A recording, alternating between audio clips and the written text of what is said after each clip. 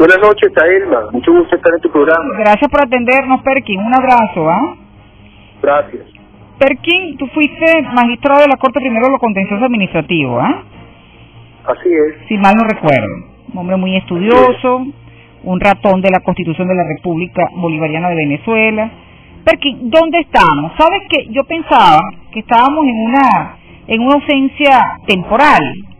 Y en estos días, leyendo al doctor Gerardo Fernández, él dice que no estamos aún en una ausencia temporal porque no ha sido declarada por el presidente de la República.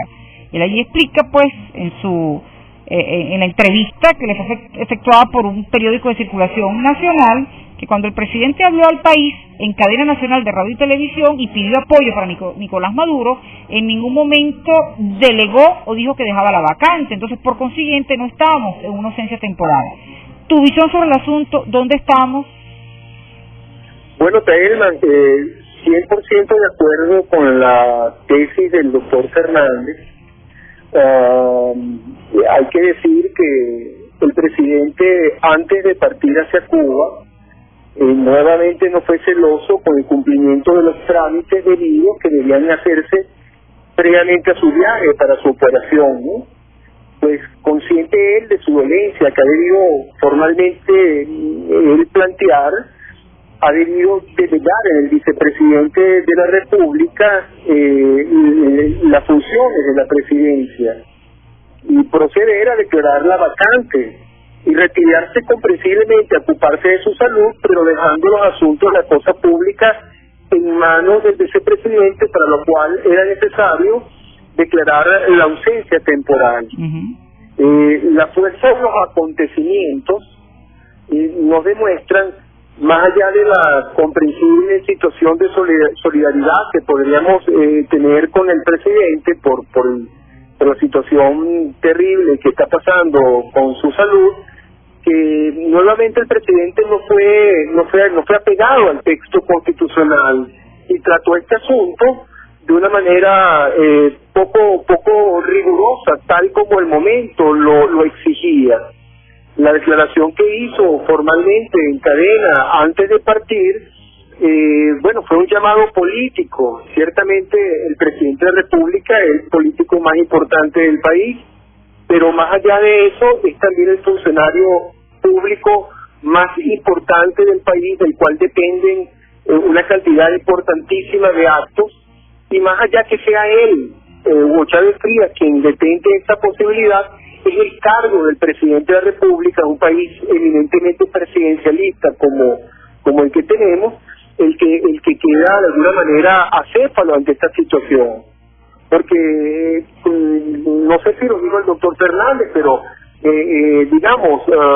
esta tesis que desde La Habana eventualmente el presidente pudiera generar actos de gobierno, actos administrativos y actos de gobierno, esa tesis es absolutamente inconstitucional. Esa tesis la toleró la pasada Asamblea Nacional y ahí estaba el muy recordado y fallecido diputado Carlos Escarrá, quien la enarboló, de que el presidente de la República en cualquier parte del mundo podía despachar. Eso es falso, eso es absolutamente falso, y en este momento lo estamos viendo. ¿Por qué es absolutamente falso? Explícanos un poco eso, Perkin. El ejercicio de la presidencia constitucionalmente amerita de unas circunstancias absolutamente formales. Una de ellas es que el ejercicio de la presidencia solamente puede ser posible desde Caracas, que es la ciudad capital donde está el centro del poder nacional. Ahí está el centro de los poderes nacionales. Solamente actos administrativos previos podrían de alguna manera transitoriamente delegar o digamos pasar esa situación geográfica a otro sitio del país, pero fuera del territorio eso es imposible. Fuera del territorio eso es imposible. Lleva esto a la práctica, por ejemplo, Perkin, no sé, firmar un crédito, remover ministros. Bueno, pero piensa en algo que la dinámica, Taelman, de nuestro país ha hecho que ocurra lamentablemente en diciembre. Piensa por un momento en alguna calamidad provocada por las lluvias, como tradicionalmente ha sido durante estos 10 años el mes de diciembre. ¿Quién va a declarar la emergencia de una zona del país? El presidente desde La Habana en una cama y en una evidente situación de incapacidad física e intelectual.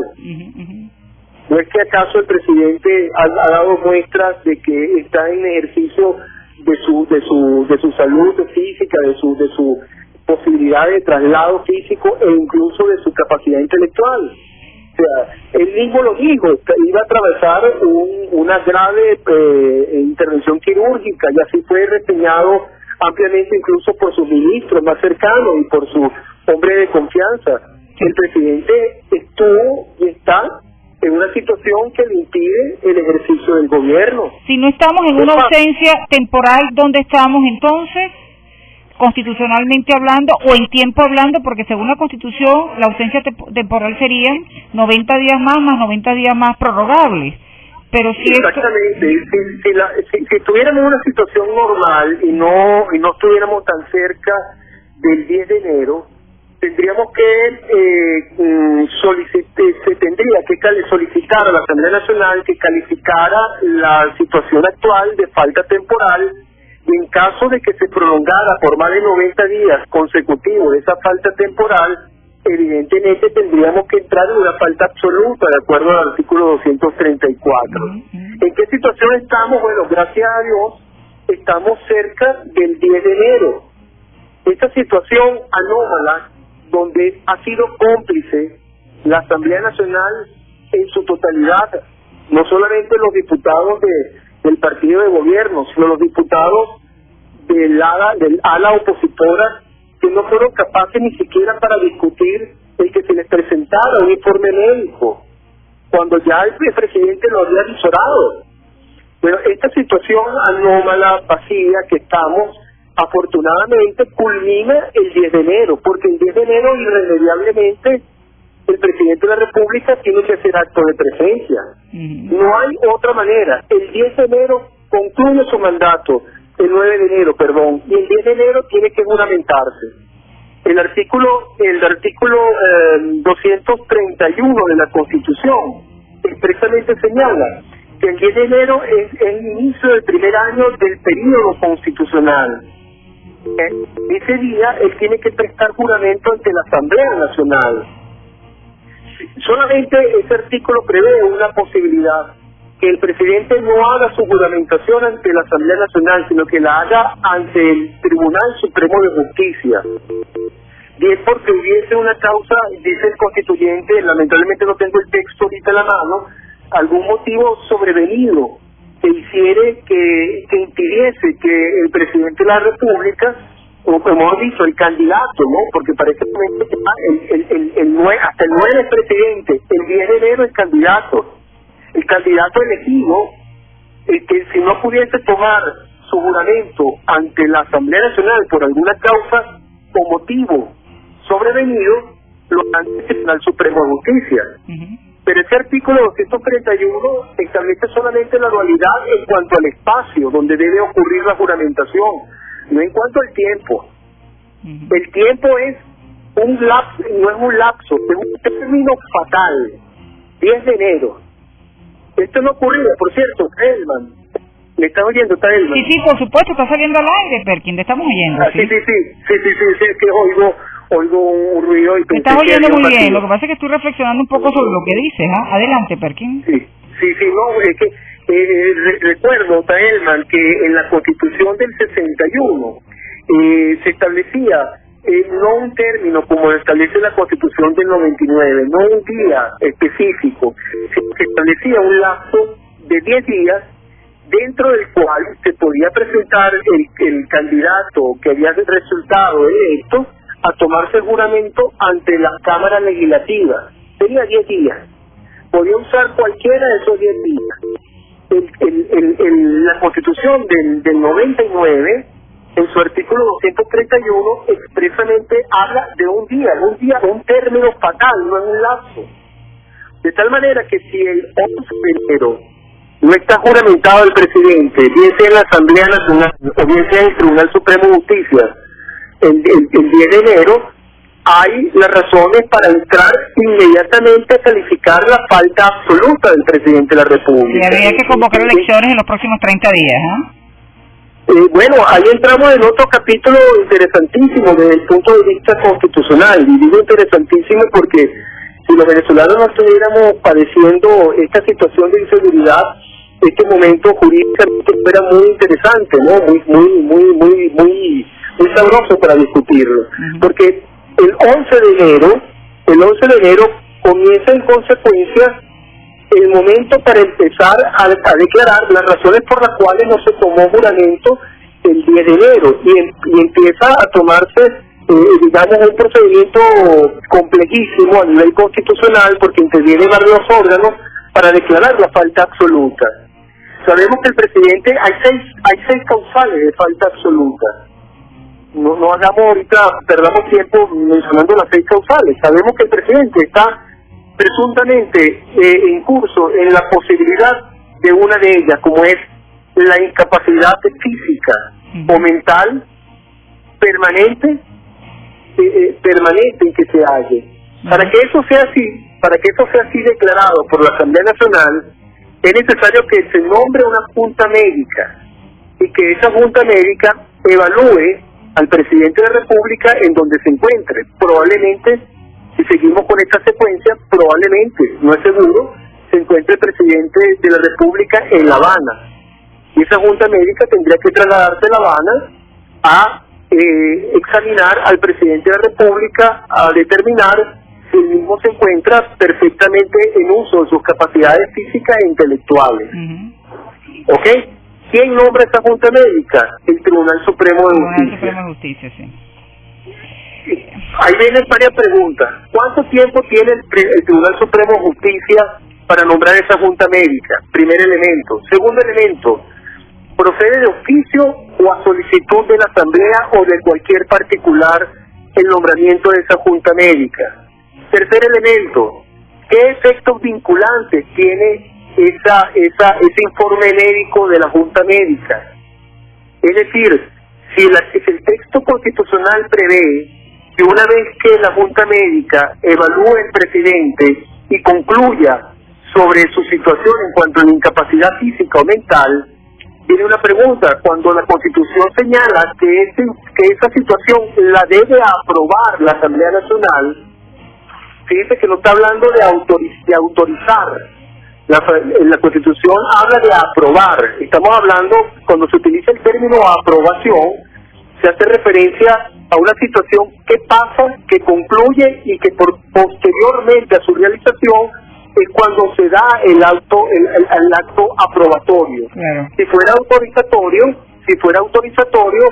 es decir, no se nombraría la Junta Médica hasta que la Asamblea Nacional autorizara su nombramiento. En este caso la Constitución es clara, habla de aprobación, quiere decir que la Asamblea Nacional recibe el informe médico y debe aprobarlo, y el constituyente no dice en qué términos ni si es vinculante el informe.